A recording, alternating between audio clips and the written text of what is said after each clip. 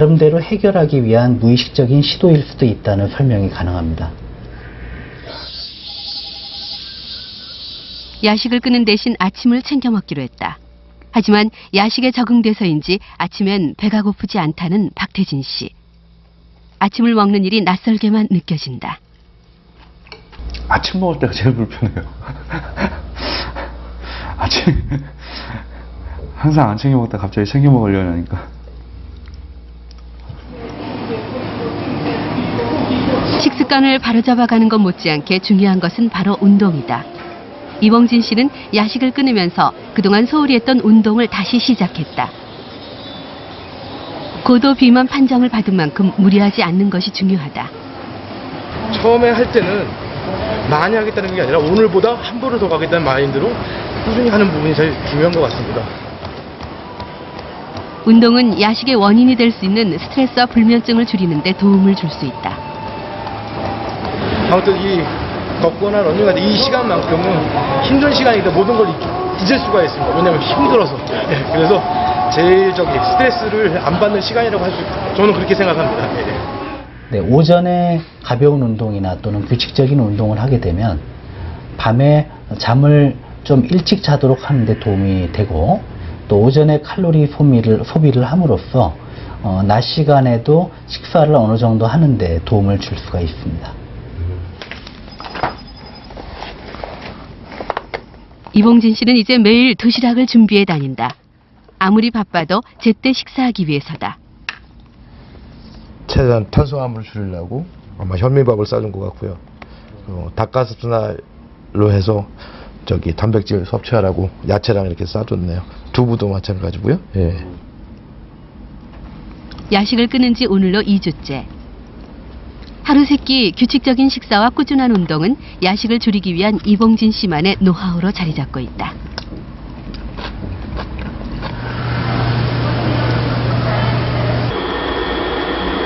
현대인들이 야식을 찾는 이유 중 하나는 그만큼 야간 활동이 늘었기 때문이다. 40대 후반의 조수경 씨의 경우도 그랬다. 그녀는 밤늦게까지 과외 일을 하면서 자연스럽게 야식을 즐겨왔다.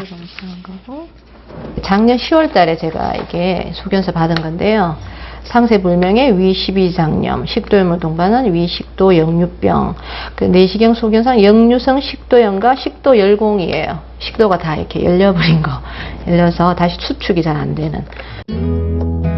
원인을 알지 못한 채 10년 이상 알아왔던 각종 위장병들은 야식을 끊은 뒤 조금씩 개선되기 시작했다. 야식 끊고 건강에 얼마 만에 호전되던가요?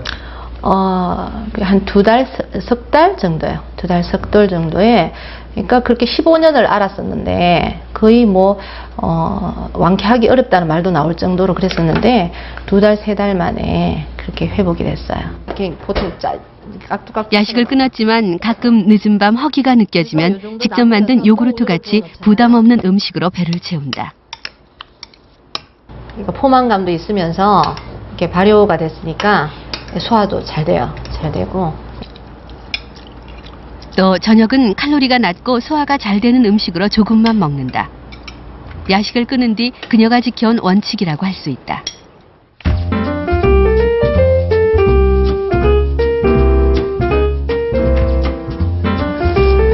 저녁 식사로 먹을 음식을 조리할 때는 되도록 튀기거나 볶지 않는다. 콩나물을 삶은 뒤 삶은 물을 이용해 볶아 양념하면 아삭한 식감의 이색 잡채로 즐길 수 있다. 두부는 단백질이 풍부해 포만감이 오래 유지된다. 두부를 마른 팬에 지진 뒤 찜통에 찐 양배추에 말아내면 든든하면서도 소화가 잘 되는 별미가 된다. 같은 요리라도 재료를 바꾸면 가볍고 건강하게 즐길 수 있다. 떡볶이에 떡 대신 곤약과 단호박을 넣으면 맛은 더욱 살리면서 칼로리는 절반으로 줄일 수 있다.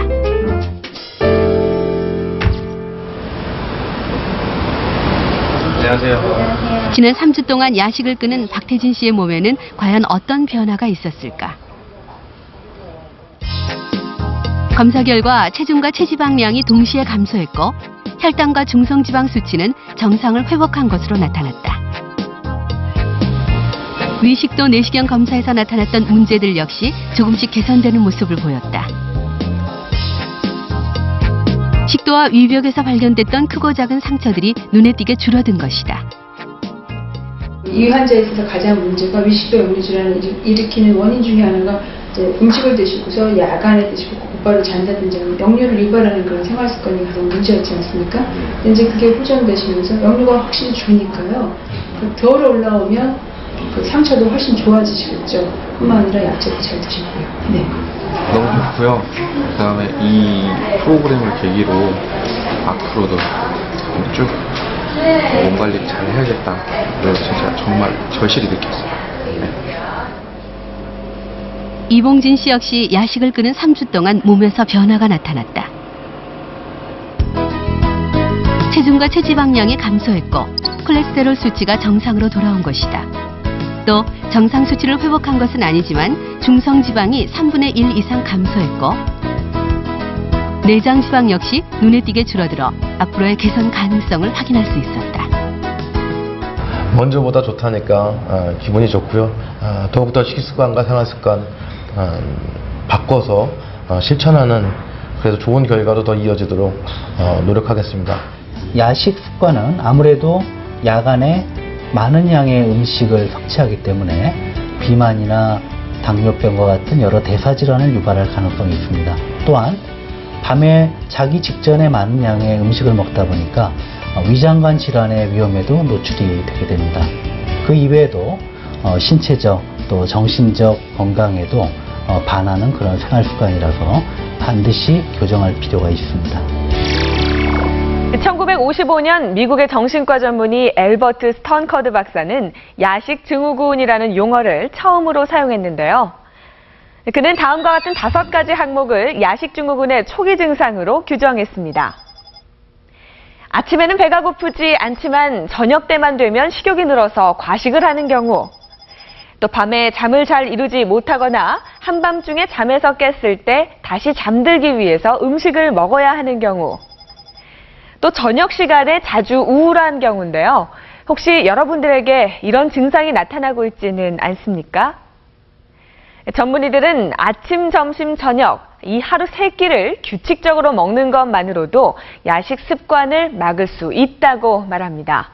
건강을 위한 야식 줄이기, 든든한 아침 식사로 시작해 보시는 건 어떨까요?